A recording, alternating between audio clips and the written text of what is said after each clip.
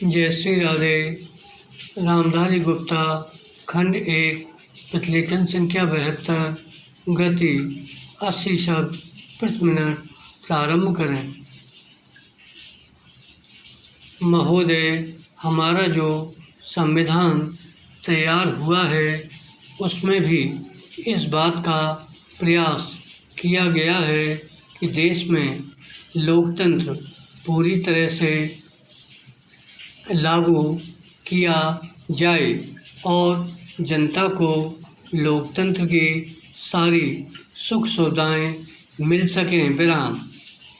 सबसे पहले मैं आपको इस बात के लिए धन्यवाद देना चाहता हूं कि आपने मुझे इस सम्मेलन में कुछ कहने का अवसर दिया है। विराम।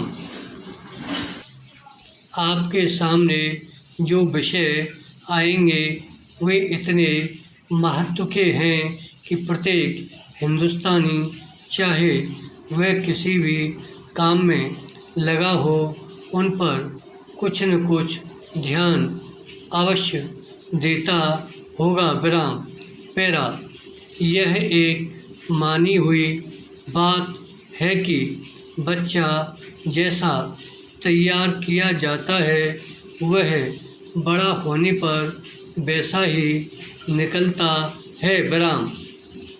शिक्षा का काम यही है कि उसको अच्छी तरह से सुलझे तरीके पर तैयार करे और उसको इस योग्य बनाए कि उसे जिस किसी भी काम में लगाया जाए वह उस काम को कुशलता और सफलता के साथ पूरा कर सके। विराम।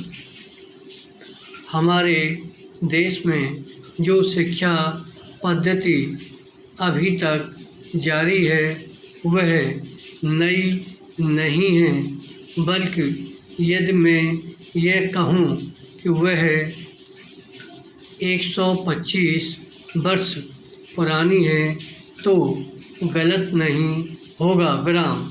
125 वर्ष पहले जिस उद्देश्य को सामने रखकर यह शिक्षा पद्धति जारी की गई थी वह उद्देश्य अब नहीं रहा, पर शिक्षा पद्धति अब तक लगभग वही है।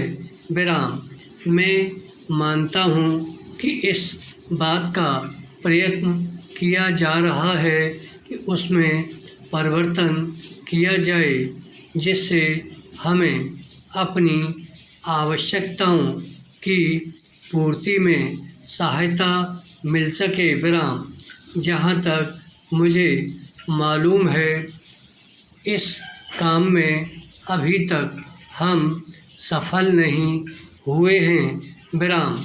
मैं तो शायद यह भी कह सकता हूँ कि उस शिक्षा पद्धति को बदलने में जो प्रयास किया जाना चाहिए था वह अभी तक नहीं किया गया है।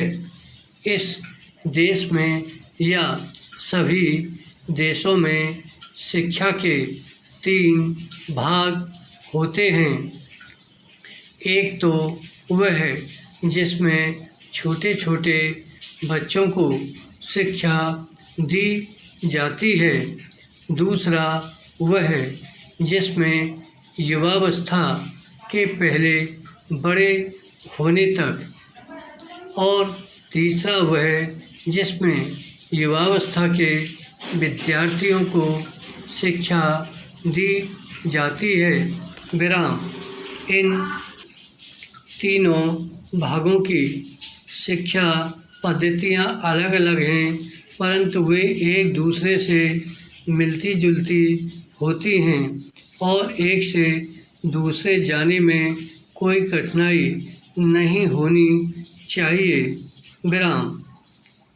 इसलिए यदि हम अपने देश की शिक्षा में सुधार चाहते हैं तो सबसे अधिक आवश्यक यह है कि सर्वप्रथम प्राथमिक शिक्षा में, उसके बाद माध्यमिक शिक्षा और फिर विश्वविद्यालय शिक्षा में सुधार किया जाना चाहिए। धन्यवाद।